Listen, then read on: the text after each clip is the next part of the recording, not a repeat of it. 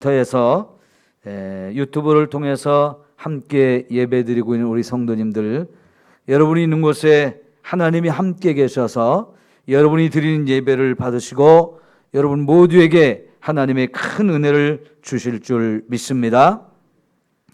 자, 오늘 우리가 함께 생각할 부분들은 이제 베드로전서에서 가장 핵심적인 고난을 받고 있는 부분을 구체적으로 우리에게 보여주고 있고, 그 고난을 당할 때 우리가 어떻게 이걸 견뎌야 하는지 이런 부분들을 소개하고 있습니다. 우선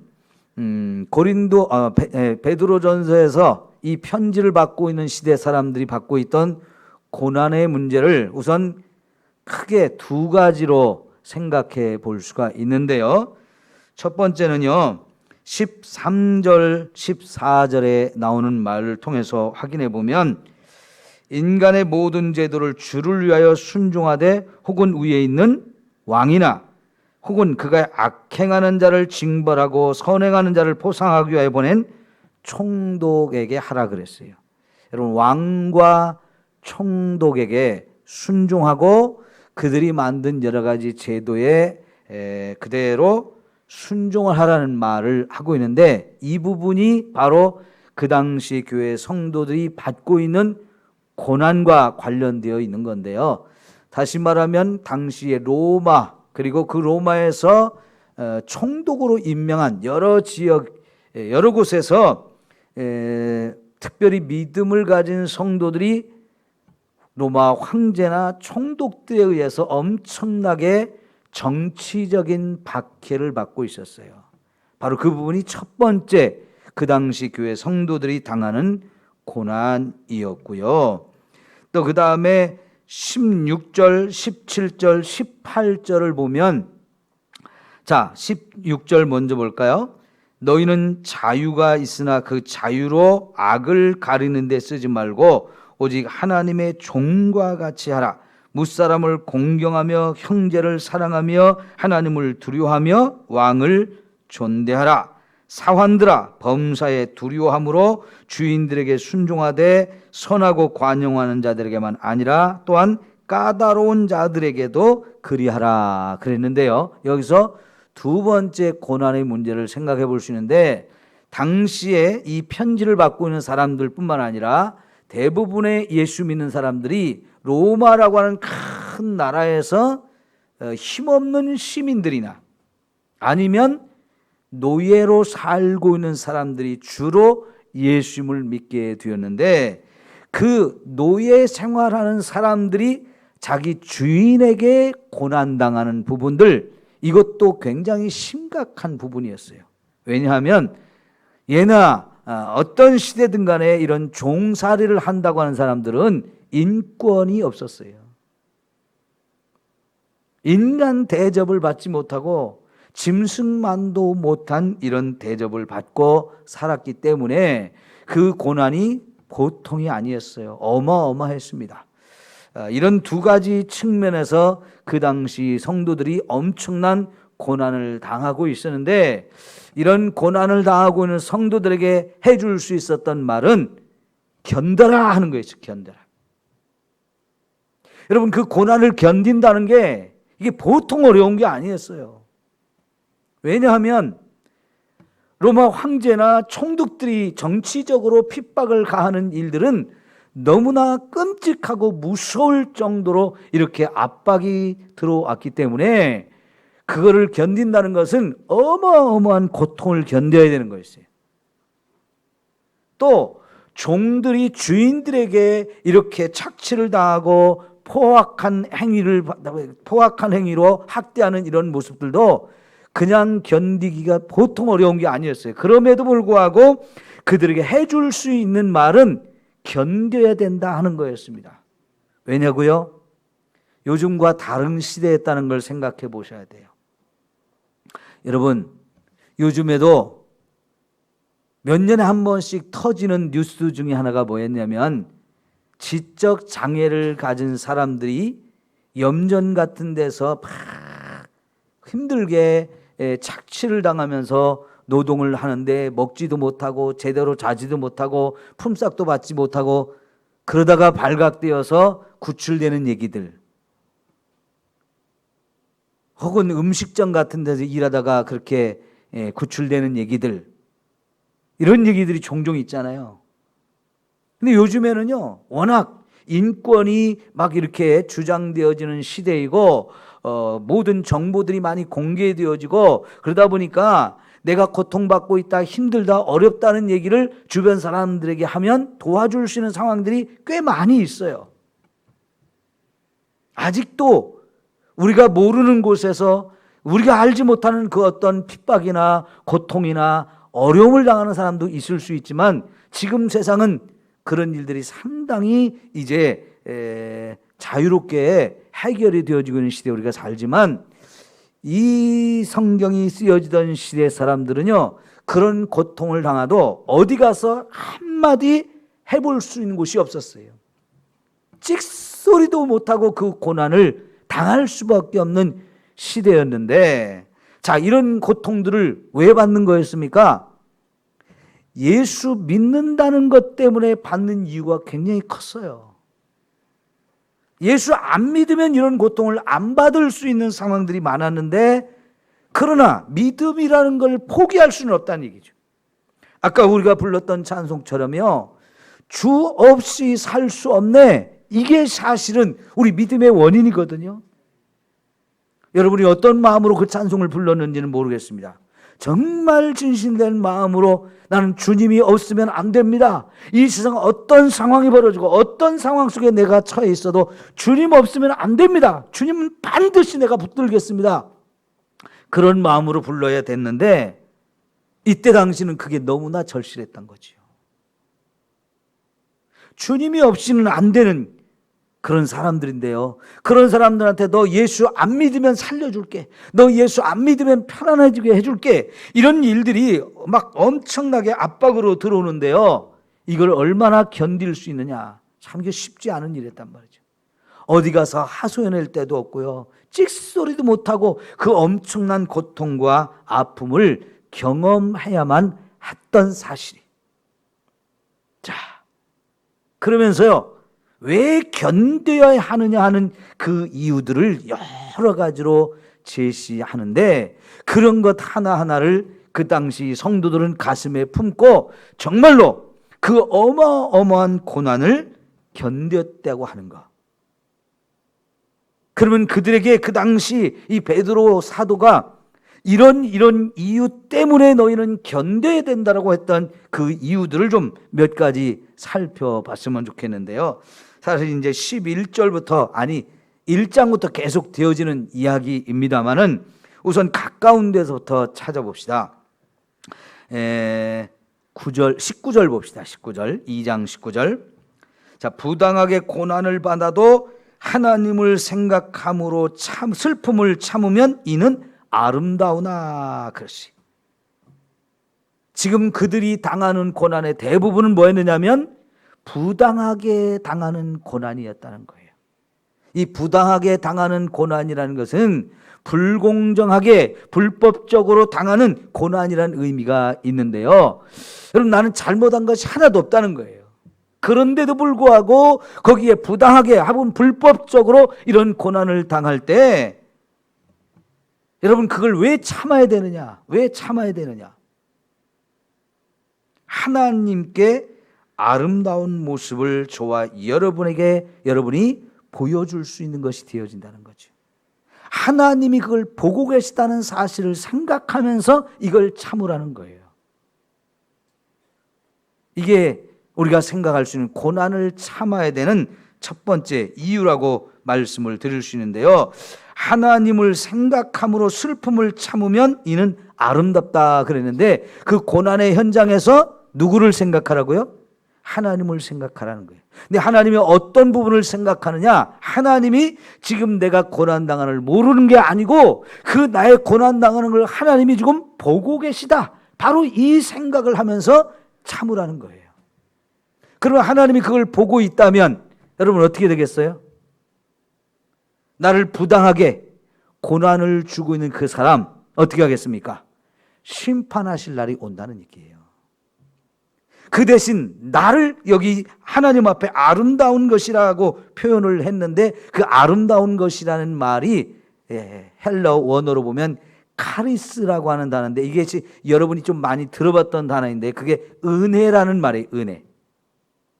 그걸 좀 더 풀어서 설명하면 하나님이 우리를 인정해 주신다는 것이고 우리를 칭찬해 주신다는 것이고 하나님의 보상이 따른다는 그런 의미가 여기 들어있는데요. 그러니까 내가 정말 부당하게 애매하게 불법적으로 나는 이유도 없이 이런 고난을 받을 때 우리가 내가 고난받는 이 모습을 하나님이 보고 계신다. 근데 그 하나님 보시면 나는 인정해주고 나를 이렇게 부당하게 대우하고 불법적으로 이렇게 고난을 주고 있는 이 사람에 대해서 분명히 심판하실 것을 생각하면서 우리가 이 고난을 참으라 하는 거였어요. 자, 그런데 여기 보십시오. 부당하게 고난을 받아도 하나님을 생각함으로 뭘 참으라고요? 슬픔을 참으라 그랬어요. 슬픔. 자, 이게 뭐냐면요, 우리가 이렇게 애매하게 부당한 대접을 받으며 불법적인 이 고통을 받게 되면 벌써 내 마음속에 감정적으로 이걸 내가 이해할 수가 없어요. 용납할 수가 없어요. 그래서 뭐가 나옵니까? 화가 나고 슬퍼져요. 근데 그 분노함, 그 슬픔, 이것을 뭐 하라고요? 참아야 된다라고 말하는데요. 자, 여러분, 가끔은요 우리 주변에서 사람이 싸우는 걸 볼 수 있어요. 왜 싸울까요? 저 상대편이 내 기분을, 감정을 상하게 했어요. 그래서 화가 나요. 그래서 막 슬픈 마음이 들어요. 그러면 그걸 참지 못하기 때문에 어떻게 합니까? 저 사람이 되로 주면 나는 뭘 해요? 말로 갚아야 될 정도로 한 대 맞으면 두 대, 세 대를 때리는, 이게 우리의 모습이거든요. 그래서 그렇게 되면 여러분, 저 사람이 먼저 나를 때려서 내가 그걸 정당 방위를 하기 위해서 또 내가 같이 맞서 싸우면 그건 점점 큰 싸움이 되져서요 시끄러워져요. 그리고는 진짜 왼수가 되어지거든요. 근데 여기서 어떻게 하세요? 내가 부당하게 고난을 받음으로 인해서 내 마음속에 막 분노가 일어나고 그 슬픔이 일어나는데 그걸 어떻게 하라는 거예요? 참으라는 거예요. 그러면 싸움은 거기서 끝나요. 근데 여기서 못 참으면 더 큰 싸움이 되지요. 아이들이요, 놀다가 아이들끼리 이런 싸움을 잘해요. 그런데 어른들이 말려놓고 왜 싸우냐 그러면 제가 이랬어요. 쟤는 또 가만히 있나요? 아니요, 제가 저래서 싸웠어요. 근데 나중에 알고 보면요 분명히 누군가 잘못한 사람이 있어요. 근데 그거는 이제 다 없어졌어요. 서로 싸운 감정 때문에 막 속상하고 화나고 이것만 있어가지고요 어른들이 말라도 계속 씩씩거리면서 어른들이 가면 또 싸우려고 그래요. 근데 그게 이제 발전하면 이쪽 엄마 나오고 이쪽 엄마가 나오고 대표 선수끼리 또 싸우죠. 여러분, 이게 참지 못하면요 점점 싸움은 더 커지고요 더 심각한 상황이요 더 어려워진 상황이 돼요. 그런데 여러분, 예수 믿는 저와 여러분들이 아무런 잘못도 하지 않았는데 뭔가 부당한 대우를 받고 불법적인 처사를, 이런 것들을 받을 때 참 화가 나고 속상하고 견디기 어렵고 뚜껑이 열리는 그런 상황이 오고 막 정말 분노하는 상황이 온다 할지라도 오늘 말씀은 뭐예요? 참으라는 거예요. 왜요? 그걸 하나님이 보시기 때문이라는 거죠. 자, 그래서 그거와 비교했을 때 20절에 보니까 죄가 있어 매를 맞고 참으면 무슨 칭찬이 있으리요 그랬어요. 죄를 짓고 매를 맞는 사람, 이거는 당연히 맞는 거예요. 죄에 대한 대가로 그건 맞아야 되는 거예요. 그 대가를 치러야 돼요. 근데 그걸 참는다고 해서 누가 그걸 칭찬했다고 잘하고 그러나요? 잘 맞았다 이놈, 너 잘 맞았다 하면서 오히려 사람들이 그 사람 잘못했으니까 벌 받아야 됩니다 하면서 오히려 고소하다고 얘기해요. 근데 우리 예수 믿는 사람들이 세상 속에서 이런 핍박과 환난이나 어려움과 고난을 당하는 것은 그런 이유가 아니죠. 부당하게, 애매하게 이렇게 고난을 당하는 것이기 때문에 그것은 참아야 되는 것이고, 그걸 참을 때 하나님께서 저와 여러분을 보고 계시다. 그래서 다시 한번, 그러나 선을 행함으로 고난을 받고 참으면 이는 하나님 앞에 아름다운 일이라고 다시 한번 또 얘기하잖아요.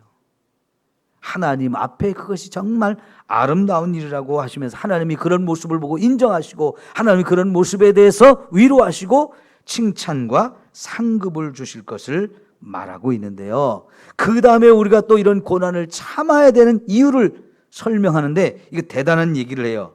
21절에 이를 위하여 너희가 부르심을 받았으니 그리스도도 너희를 위하여 고난을 받으사 너희에게 본을 끼쳐 그 자취를 따라오게 하려 하셨느니라 그랬어요. 여러분, 예수님을 바라보고 그 예수님을 본받으라는 거예요. 너희가 고난받을 때 참고 힘들게 어려울 때 그때 또 누구를 생각하느냐?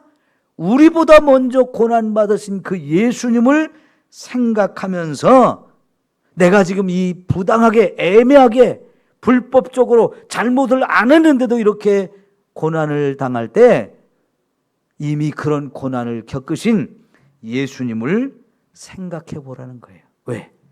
그 예수님도요, 죄가 없는 분인데 그런 고난을 받았다는 거죠. 자, 22절에 보니까 그는 죄를 범하지 아니하시고 그 입에 거짓도 없으셨던 분이라고 말하잖아요. 그럼에도 불구하고 그분이 엄청난 고난을 받았는데 그 고난을 받을 때 어떻게 했어요, 예수님이? 자, 그 다음 23절에 보면 욕을 당하시되 어떻게 했어요? 맞대어서 같이 욕하지 않았다는 거예요. 그게 아까 여러분 19절에 부당하게 고난을 받아도 하나님을 생각함으로 슬픔을 참으면 했던 바로 그 단어예요. 똑같은 거예요.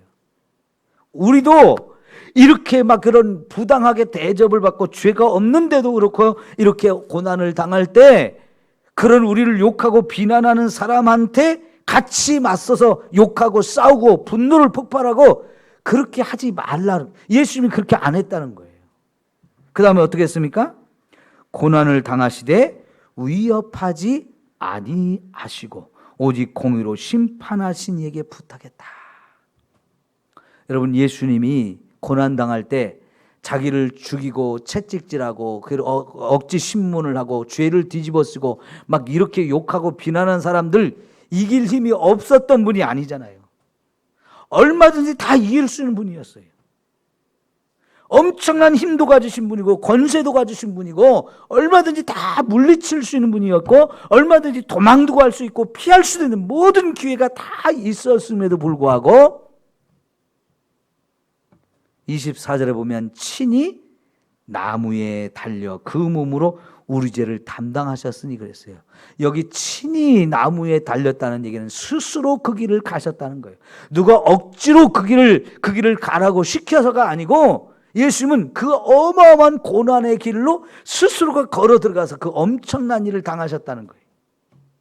그 과정 속에 정말 불법적으로 예수님을 재판하고 없는 죄를 뒤집어 씌우고 그리고 막 욕하고 거짓 증인을 내세우고 엄청난 이런 고난을 겪으실 때에 변명 하나 없으셨습니다.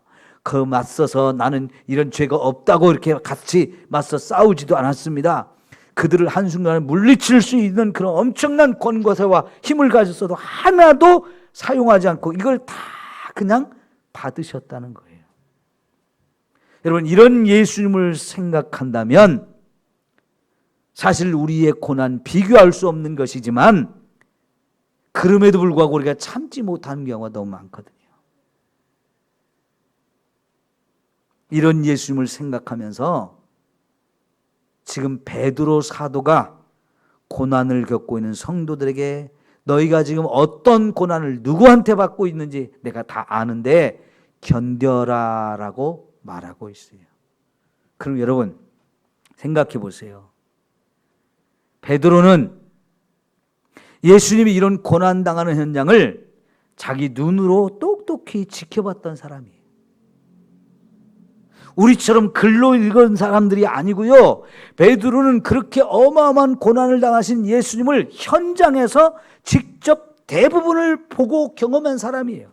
그 예수님이 그 어마어마한 고난을 어떻게 견뎠는지, 어떻게 당했는지, 그 속에서 얼마나 짓밟히고 얼마나 찢기고 얼마나 고통에 몸부림쳤는지를 너무나 생생하게 잘 알고 있는 사람이 바로 베드로인데요. 베드로가 여기서 이런 이야기를 써 나갈 때 그때의 광경을, 그때의 장면을 하나씩 떠올리면서 이거 쓸 때는 쓰면서도 치가 떨렸을 거예요. 온몸이 부르르 떨렸을 거예요. 피눈물 흘리면서 이것을 쓰지 않았겠어요? 여러분, 우리나라에 베트남 전쟁에 참여했던 많은 군인들이 있었어요. 그런 전쟁터에 한번 갔다 오면요, 요즘 쉬운 말로 트라우마라는 걸 말하지 않습니까? 직접 그 전쟁 한복판에서 내가 가진 총으로 사람을 쏘았고 그 총알에 맞아서 사람이 죽고 내가 던진 수류탄에서 막 온몸이 다 부서지는 이런 것들을 직접 몸으로 경험했던 전쟁터에 참여했던 사람들은요, 트라우마에 어마어마하게 시달리는 거예요. 베드로가요, 예수님이 그 어마어마한 고난의 현장을 직접 경험했던 사람으로서 그걸 이렇게 글로 옮겨 적지만은 그 옮겨 적을 때에 그때 그 상황과 그 모습들을 떠올릴 때 얼마나 몸이 부들부들 떨렸을까요? 그런 심정으로 이 편지를 쓰면서 예수님이 그렇게 십자가에서 어마어마하게 고통을 당하면서도 다 참고 다 견뎠다는 것.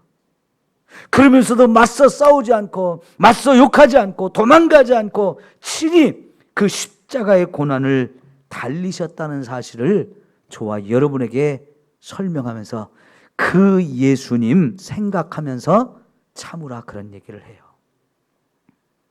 여러분, 이런 이야기를 성도들에게만 한 것이 아니고요, 베드로 자신이 고난받는 게 얼마나 무서운지를 아는 사람이에요. 결국은 그 고난의 현장에서 예수님과 함께 고난받는 게 무서워서 사실은 그러다가 도망갔잖아요. 고난이 얼마나 무서운지를 너무 잘 알아요. 그래서 고난받는 게 싫어서 도망갔던 사람이에요. 그런 자기 자신을 생각할 때 얼마나 부끄럽고 얼마나 초라하고 얼마나 그 말은 꺼내고 싶지 않았겠습니까마는, 그러나 지금 베드로는 변해 있어요. 로마 황제가 직접 어마어마한 고통을 주고 핍박을 하고 있는 그 로마 한복판에 숨어서 교회를 살피고 성도들을 돌아보면서 지금 이 편지를 쓰고 있기 때문에 베드로는 그런 고난을 지금 자기가 경험하고 있는 사람이에요. 그래서 자기도 그런 경험을, 그런 고난을 겪으면서 예수님 생각하면서 지금 견디고 있다, 지금 참고 있다라고 얘기를 하고 있다는 얘기죠. 자기는 이런 고난을 겪지 않으면서 여러분 그거 이길 수 있습니다, 견뎌야 됩니다, 예수님 생각하면서 이기십시오, 남의 얘기하는 게 아니란 얘기죠. 자기도 그 고난의 현장에서 예수님 생각하면서 막 참고 견디고 있고, 결국에는 이 베드로가 로마를 벗어나지 않고 다른 데로 도망가지 않고 결국 끝까지 거기에 있다가 거기서 체포돼 가지고 거기서 예수님처럼 십자가에 못이 박혀 죽거든요. 그런 일을 할 때 역시 베드로는 끝까지 예수님의 십자가를 생각하면서 그 고난들을 다 견뎠던 사람이라는 걸 우리가 확인할 수 있어요. 그러니까 지금 베드로가 예수님을 생각하면서 이 고난을 견디란 말이 그냥 하는 말이 아니고요, 정말로 피눈물을 흘리면서 스스로도 굳게 결심을 하면서 이런 결단을 성도들한테도 가르치면서 우리 그렇게 삽시다, 그렇게 삽시다라고 이렇게 이야기하고 있는 거거든요. 그러면서 21절을 다시 봅시다. 이를 위하여 너희가 부르심을 받았다. 우리 예수 믿는 사람들도요, 예수님처럼 살도록 부르심을 받은 사람들이라는 거예요. 예수님이 가신 그 고난의 길을 우리도 가야 될 사람으로 가야 된다고 예수님이 그런 목적을 가지고 저와 여러분을 불러주셨다는 거예요. 그래서 너희를 위하여 고난을 받으면서 너희에게 본을 끼쳐가지고 그 자취를 따라오게 하려고 저와 여러분을 부르셨다라고 얘기하니까요. 예수님이 그 길을, 십자가의 고난의 길, 죽음의 길을 가셨던 이유 중에 또 한 가지는 자기의 이렇게 가는 그 모습을 저와 여러분이 하나의 모델로 제시하고 있다는 거예요. 예수님이 가신 그 걸음걸음마다 발자국이 남아있는데 저와 여러분에게 그 예수님이 가신 발걸음, 그 발자취를 한 걸음 한 걸음 따라와야 된다고, 그러면서 저와 여러분을 불러주셨다라고 얘기하는 거예요. 그러니까 어쩌면 예수 믿는 저와 여러분에게 고난은 필연적인 거라는 거죠. 어쩌다 그런 고난을 다 경험할 수도 있고 안 경험할 수도 있는 게 아니고, 사실은 예수 믿는 모든 사람들에게 이 고난은 다 걸어가야 될, 겪어야 될 하나의 과정이라고도 말할 수 있어요. 그런데 그 길을요, 예수님이 먼저 가셨기 때문에 예수님이 가신 길을 저와 여러분도 한 걸음 한 걸음 따라가야 된다라고 말씀을 하고 있어요. 여러분, 정말 이 예수님의 고난을 생각하면서 저와 여러분도 고난을 잘 견디고 끝까지 믿음을 지킬 수 있는 저와 여러분이 되기를 축원합니다. 고난 안 받겠다고, 무섭다고 도망치고 믿음을 버리고 예수님 없이 살겠습니다, 이렇게 우리 믿음이 변질돼서는 절대로 안 된다는 얘기예요. 주님 없이는 안 됩니다. 난 절대로 주님 떠날 수 없습니다. 주님 놓칠 수 없습니다. 이런 믿음을 가지고 주님이 가신 길을 따라갈 수 있는 저와 여러분이 되어지기를 축원합니다. 자, 이제 또 하나의 우리가 고난을 참아야 된 이유를 좀 24절에서 봅시다.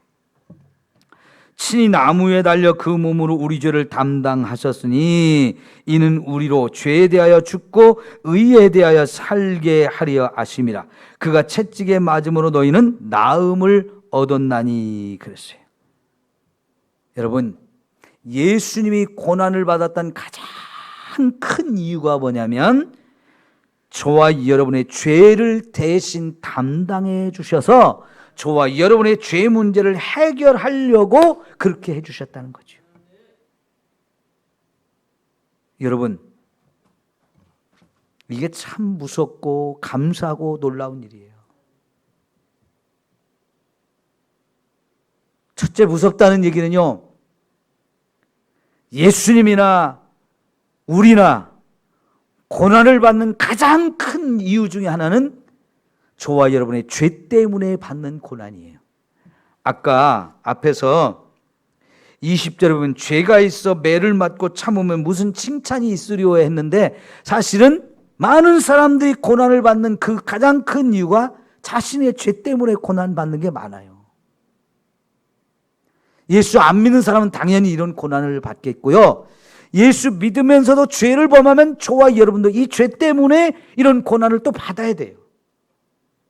그런데 여러분, 감사한 것은 뭐냐면 우리가 죄를 지어놓고 이 죄를 예수님이 대신 가져가서 예수님이 나 대신 고난을 받아 주셨다는 거예요. 근데 그렇게 함으로 인해서 사실 저와 여러분의 죄를 예수님이 해결해 주시는 이 어마어마한 은혜를 주셨다는 거지요. 고난은 이렇게 저와 여러분의 죄의 대가를 치르게 하는 거예요. 그래도 사람이 죄를 짓고 대가를 치르면 나중에는 어떻게 해요? 너 대가를 충분히 치렀으니까 이제 용서해 줄게 하면서 죄를 탕감해 주거든요. 감옥에 가둔 사람도 제 대가 충분히 치렀으니까 이제 내보내 줄게, 이렇게 하듯이요. 예수님이 나를 대신해서 이 어마어마한 죽음의 채찍에 이런 엄청난 고통을 대신 받아주심으로 인해서 저와 여러분의 죄 문제를 해결했어요. 그래서 저와 여러분이 이 고난을 받을 때, 이것이 혹시 내가 지은 죄 때문에 받는 건 아닐까 생각하면서, 혹시라도 내가 지은 죄가 있다면 하나님, 내가 달게 받겠습니다 하면서 고난을 견딜 줄도 알아야 돼요. 그런데 내가 받아야 할 그 고난을 지금 누가 받아주셨다고요? 예수님이 받아주셨기 때문에 사실은 저와 여러분이 죄를 지었다고 하나님이 바로 그 죄에 대한 대가를 치르라고 막 고난을 주고 그러신 분은 아니에요.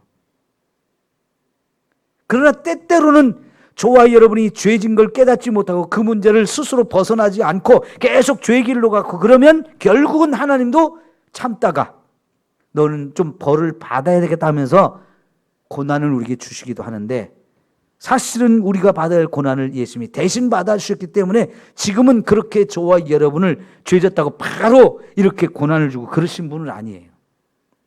그러나 어쨌든 예수님이 나를 대신해서 고난을 받으셨고 그것 때문에 저와 여러분의 죄 문제가 해결됐다는 것은 너무나 감사하고 놀라운 일이죠. 그래서 그렇게 해서 저와 여러분에게 어떻게 했느냐? 이는 우리로 죄에 대하여 죽고 의에 대하여 살려 하심이라 그랬죠. 이게 참 우리가 깊이 깨달아야 될 부분이에요. 예수님이 이런 고난을 통해서 이제 나는 뭐에 대해서 죽었다고요? 죄에 대해서는 죽은 사람이다.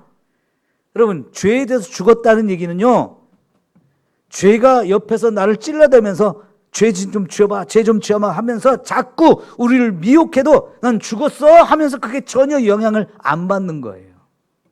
근데 여러분, 아담과 하와는 어떻게 했어요? 뱀이 와서 선악과를 따먹으라고 자꾸 유혹할 때 아담과 하와가 아직 죽지를 않았기 때문에, 살아있기 때문에 거기 미혹을 당해서 결국은 죄를 지었어요. 그런데 저와 여러분이 예수님의 십자가의 이 고난을 통해서 내 죄 문제가 해결되고 나는 죄에서 죽은 사람이다, 이 믿음을 갖고 살면요, 죄가 와서 나를 미혹할 때 나 죽었어, 나는 그거 관심 없어, 그런 거고 똑같다는 얘기예요.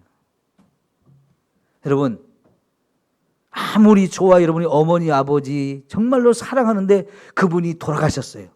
그 앞에 제사상 크게 차려놓으면 돌아가신 부모님 와서 그걸 먹나요? 소용없어요. 아무리 진수성찬 산의 진미를 차려놓고 어머님 드세요, 아버님 드세요, 아무리 그래봐야 그거는 돌아가신 부모님하고는 아무 상관없는 거예요. 눈 하나 끔뻑도 못해요. 왜요? 죽었으니까. 아무리 맛있는 음식이 옆에 있어도 죽은 자는 냄새도 못 맡고요, 그걸 어떻게 해볼 수가 없는 거예요. 바로 우리가 죄에 대해서 죽은 사람이라는 게 그런 의미예요.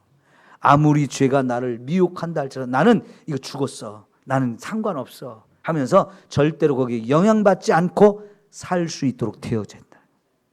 그 대신 우리는 누구에 대해서만 살았어요? 하나님께 대해서만 살았다는 거예요. 하나님께 대해서만. 이게 감사한 일이에요. 여러분 따라합시다. 나는 죄에 대해서 죽었다. 나는 오직 하나님께 대해만 살았다. 예, 나는 죄에 대한 죽은 사람이고요, 하나님을 향해서만 살아있는 사람이에요. 하나님 말씀에만 예민하게 반응하고요, 하나님 말씀하시면 바로 아멘 하면서 순종할 수 있는 이런 사람으로 내가 변화되었다는 것을 우리가 알라는 거예요. 그래서 여러분 11절 12절이 제가 이 베드로전서 전체를 풀어가는 핵심 귀절이라고 오늘 새벽에 말씀드렸던 거거든요. 다시 한번 확인해 봅시다. 사랑하는 자들아, 거류민과 나그네 같은 너희를 권하노니, 첫째로 영혼을 거슬러 싸우는 육체의 정욕을 제어하라. 육체의 정욕을 제어하는 것, 이게 중요하다는 거예요. 두 번째로 너희가 이방인 중에서 행실을 선하게 가져라. 내 속에서 끌어오는 이 육체의 정욕은 날마다 죽이고 그거 대신 나는 뭘 해야 되느냐? 선하게 살도록 노력을 해야 된다는 거. 이게 사실은 베드로전서 전체의 핵심 규절이라 그랬는데요. 이것이 왜 중요하냐? 막 고난을 당할 때, 고난을 당하면 당할수록 이 속에서 막 정욕이 끌어올리면서 분노가 일어나고 슬픔이 찾아오고 막 뭔가 싸우고 싶고 나를 도망가고 싶고 이 고난 안 받고 싶은 이런 것들이 끌어오르는데요, 이걸 다 죽이라는 거예요. 이걸 다 죽이라는 거예요. 나를 밖에서 공격하고 죽이려고 하는 이런 세력과의 싸움이 아니라, 사실은 이 고난을 받을 때 뭐와 싸워야 되냐? 내 속에 있는 이 죄 문제와 싸우는 거, 이걸 해결하는 게 사실은 더 중요하다는 거예요. 그래서 정욕과 싸우고 그 대신 나는 선한 일을 하는데 힘써야 된다는 것이 이게 사실은 핵심 귀절이에요. 예수님께서 이렇게 십자가에서 고난을 받았던 이유도 저와 여러분의 죄 문제를 해결해 주기 위해서 이렇게 하셨는데, 그 문제가 사실은 우리가 현실적으로 경험하는 겉에서 우리에게 다가오는 이 공격들, 이걸 해결하는 것보다 더 중요하다는 거죠. 여러분, 예수님이 겟세마네 동산에 기도할 때 가룟 유다가 병사들을 이끌고 잡으러 왔어요. 예수님이 거기서 기도할 줄을 가룟 유다가 알았고요. 거기 가면 잡을 수 있다 가지고 병사들을 데리고 와서 잡으려고 할 때 베드로하고 몇몇 제자들이 맞서 싸우려고 했죠. 칼을 뽑아들고. 그때 예수님 뭐라고 그랬어요? 칼로 일어난 자는 칼로 망하니까 칼 집어넣어, 그랬잖아요. 베드로가 그때 순간적으로 참지 못하고 칼을 내려쳐가지고 잡으러 왔던 사람 중에 한 사람의 귀를 쳐가지고 이게 떨어졌는데, 오히려 예수님은 칼 집어넣으라고 하면서 떨어진 귀를 잡아서 붙여주면서 고쳐줬죠.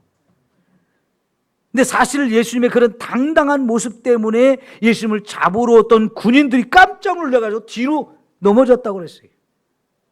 아니, 군인들이, 무기를 든 사람들이 무기를 안 든 예수님의 이 모습 앞에 귀가 질려가지고요, 겁을 먹고 뒤로 넘어졌다고 그랬어요.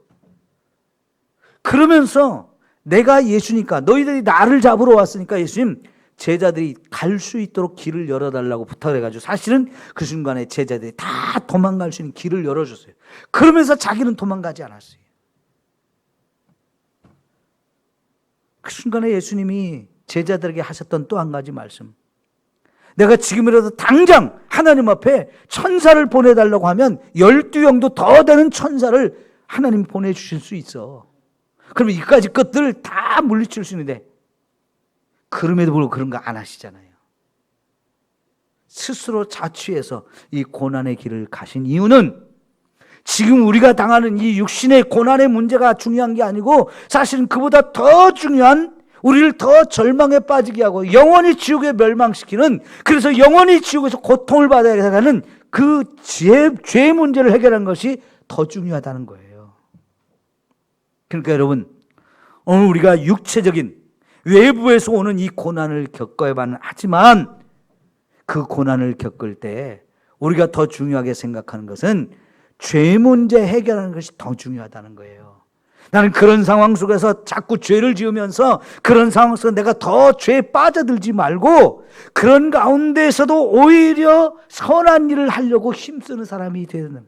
그게 바로 예수님이 보여준 선행이잖아요. 귀 떨어진 사람 귀 주워가지고 다시 붙여서 낫게 해주고요. 제자들을 살리기 위해서 제자들이 도망갈 길을 열어주시고, 자기가 잡혀 끌려가는데 얼마나 정말 의연하고 담대하고 대단한 모습입니까?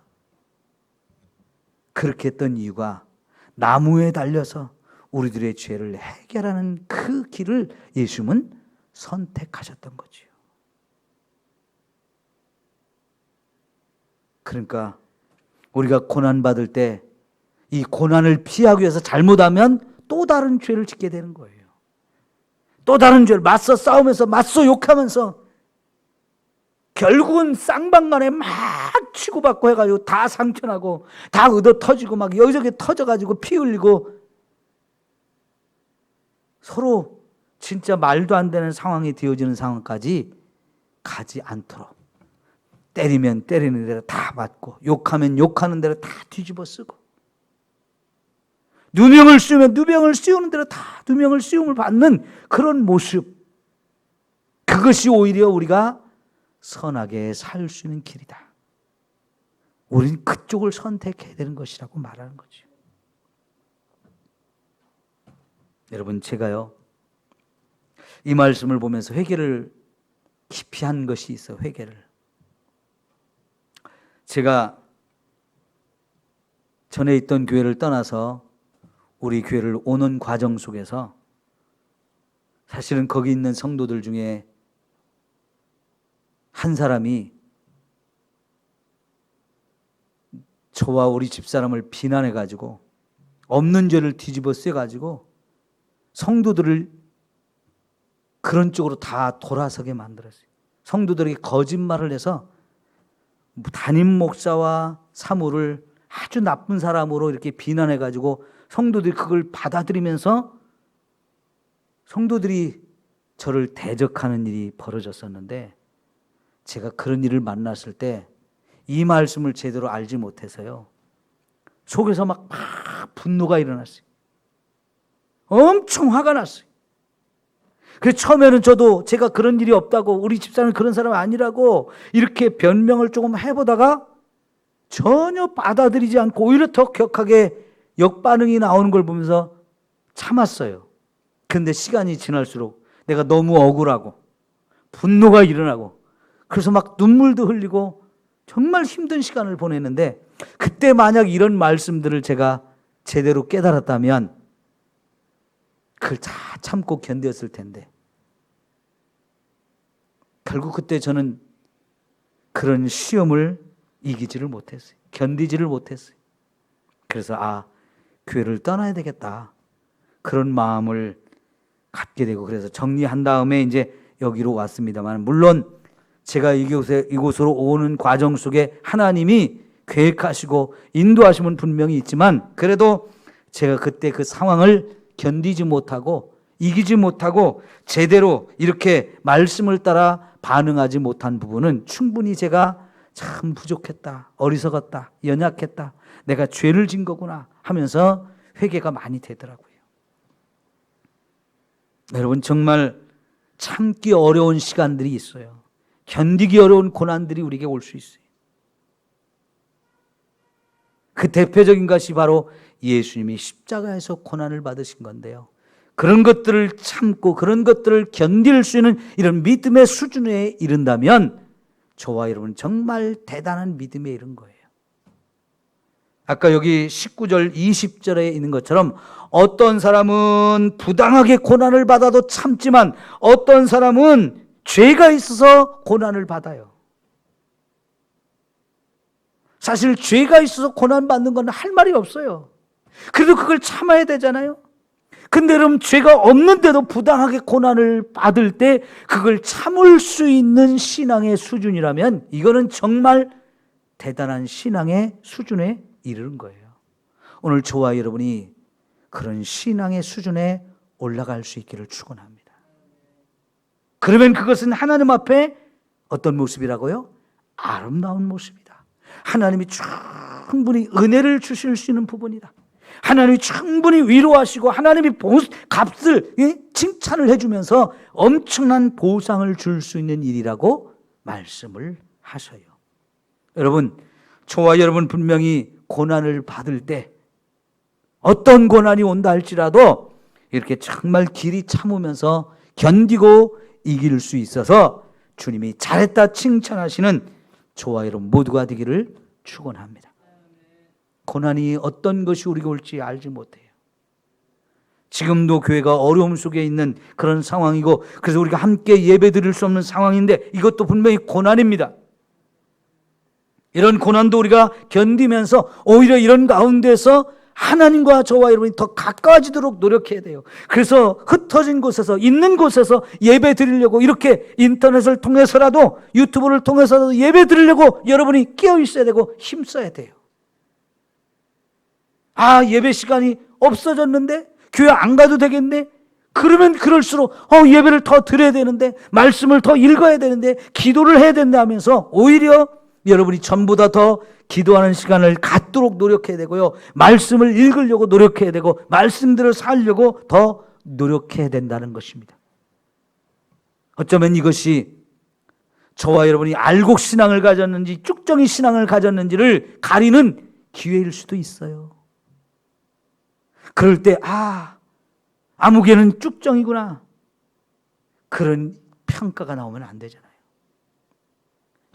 그런 상황 속에서, 그 고난 속에서도 믿음을 지키려고 말씀대로 살려고 정말 애쓰고 힘쓰는구나 이러면서 하나님이 인정하시면서 너야말로 진짜 알곡이다, 내 천국 창고에 너희들을 다 드리겠다고 하는 이런 인정과 칭찬을 받을 수 있는 이런 참 믿음을 저와 여러분이 가져야 되지 않겠습니까? 여러분, 23절에 예수님이 오직 공의로 심판하신 이에게 부탁했다 그랬어요. 뭘 부탁했을까요? 첫째는 자기 전체, 자기의 몸, 자기의 영혼까지 부탁한 거예요. 예수님 마지막 죽음에서 그런 기도했죠. 아버지여, 아버지 손에 내 영혼을 부탁하나이다 했던 그 기도처럼 하나님께 자기의 온 몸을 맡겼어요. 영혼을 맡겼어요. 두 번째는요, 이 악한 자들을 심판하는 걸 하나님께 맡겼어요. 하나님이 심판할 것을 믿고 내가 원수를 갚으려고 하지 않고 하나님께 그걸 갚아주도록 맡긴 거지요. 이런 믿음으로 저와 여러분이 어떤 어려움과 어떤 고난과 핍박을 당한다 할지라도 견딥시다. 끝까지 이깁시다. 그리고 하나님께 영광을 돌립시다. 기도합시다. 하나님